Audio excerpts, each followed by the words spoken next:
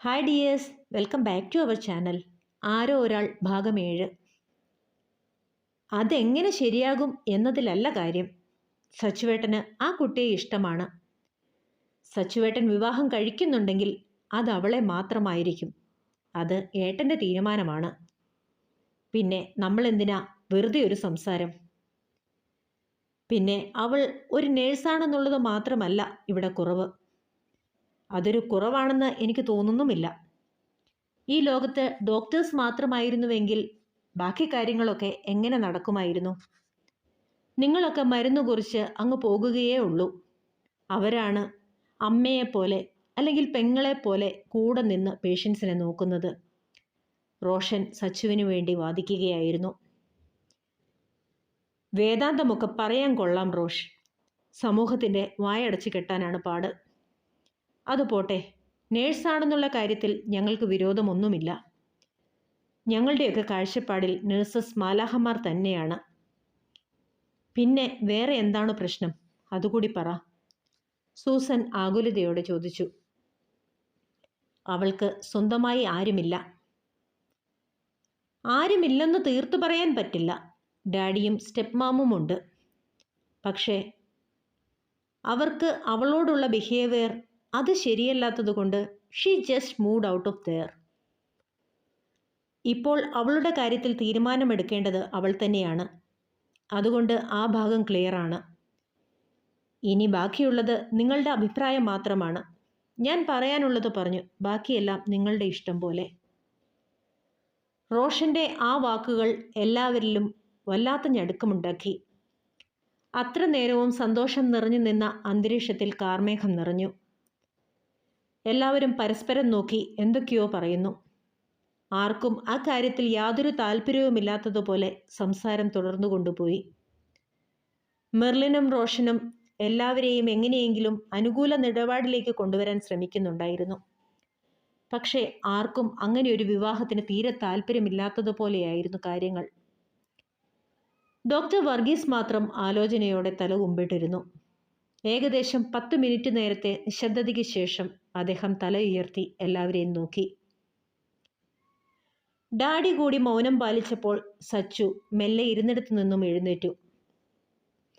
സച്ചു, പോകാൻ വരട്ടെ? Can I ask you some questions? തൻ്റെ മുഖത്തേക്ക് നോക്കിയുള്ള ഡാഡിയുടെ ചോദ്യം കേട്ടപ്പോൾ സച്ചു കൂടുതൽ നെർവസായി. അവൻ മെർലിൻ്റെ കൈകളിൽ മുറുകെ പിടിച്ചു. സച്ചു, നിനക്കൊരു പെൺകുട്ടിയെ ഇഷ്ടമാണെന്ന് പറയുന്നതിൽ ഡാഡിക്ക് അതിശയമൊന്നുമില്ല. പ്രണയവും കാമവും ഒക്കെ ഉണരേണ്ട പ്രായം തന്നെയാണ് നിങ്ങളുടേത്. അതില്ലെങ്കിൽ മാത്രമേ എന്തെങ്കിലും പ്രശ്നമുള്ളൂ. ചിലപ്പോൾ അല്പം കൂടിപ്പോയാലും പ്രശ്നമാകും. ദേ ഇവനെ പോലെ. ആ ബെസ്റ്റ്. എല്ലാം കഴിഞ്ഞ് എല്ലാവരും എൻ്റെ തലയിലേക്ക് കയറിക്കോ. റോഷൻ പിറുപിറുത്തു. റോഷൻ്റെ തമാശയിൽ എല്ലാവരുടെയും മുറുകിയ മുഖങ്ങൾ അല്പമൊന്നഴിഞ്ഞു. അവൾക്ക് വിദ്യാഭ്യാസമുണ്ടോ, അവൾ സുന്ദരിയാണോ, അങ്ങനെയുള്ള കാര്യങ്ങളൊന്നും എനിക്കറിയുക വേണ്ട.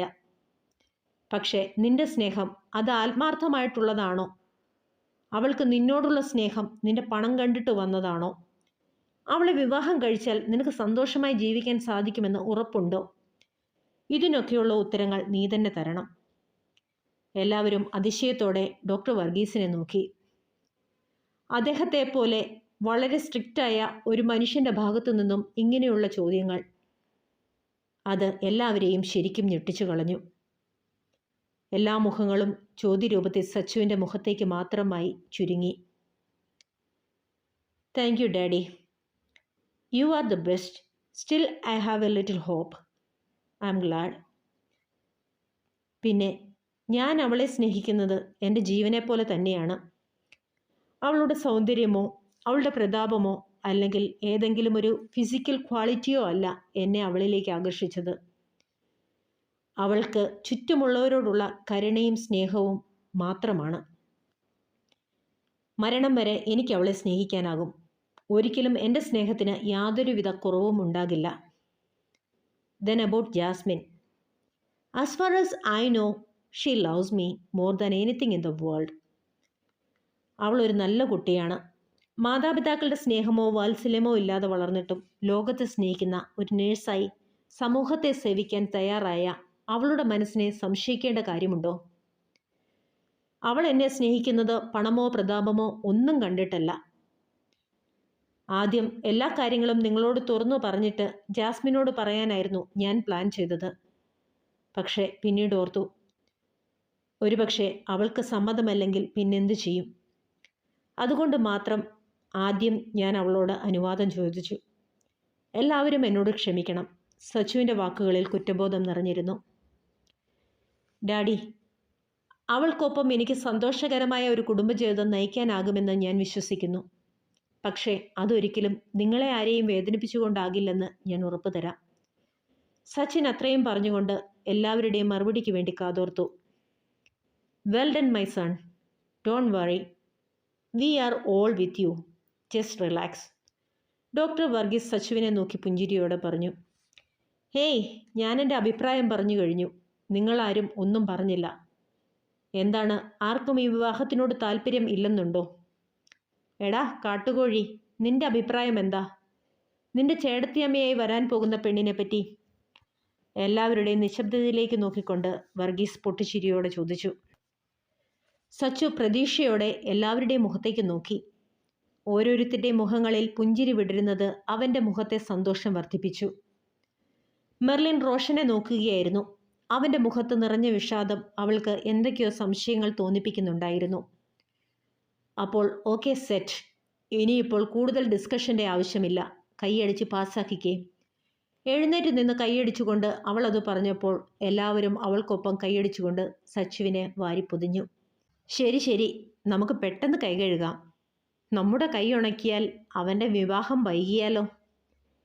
നമുക്ക് ഒരുപാട് കാര്യങ്ങൾ തീരുമാനിക്കാനുള്ളതാ. ഇനിയിപ്പോൾ ഒഫീഷ്യലായി ഒരു പെണ്ണുകാണൽ ചടങ്ങ് വേണം.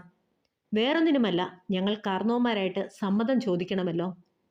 പിന്നെ വിവാഹ തീയതി, ചരക്കെടുക്കൽ, എന്തൊക്കെ പണികളാ. മമ്മിമാർ രണ്ടുപേരും ധൃതിയിട്ടുകൊണ്ട് ബാൽക്കണിയിലേക്ക് നടന്നു. അവസാനം ടേബിളിൽ മെർലിനും റോഷനും മാത്രമായി അവശേഷിച്ചു. ഹേയ്, താങ്ക്സ് ഡാ കുഞ്ഞ. സച്ചു റോഷനെ ചേർത്ത് പിടിച്ചു. ഓഹോ, അപ്പോൾ നിങ്ങൾ എന്നെ ചവിട്ടി പുറത്താക്കിയല്ലേ? മെർലിൻ പിണക്കം അഭിനയിച്ചു. അതെങ്ങനെ? എൻ്റെ ഭാഗം ക്ലിയർ ആക്കി തന്നു. ഇനി നിങ്ങളായി, നിങ്ങളുടെ പാടായി.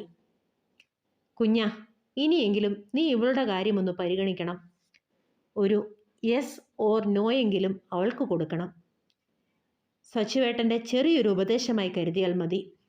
മെർലിൻ്റെ തലയിൽ തലോടിക്കൊണ്ട് സച്ചു വാത്സല്യത്തോടെ പറഞ്ഞു.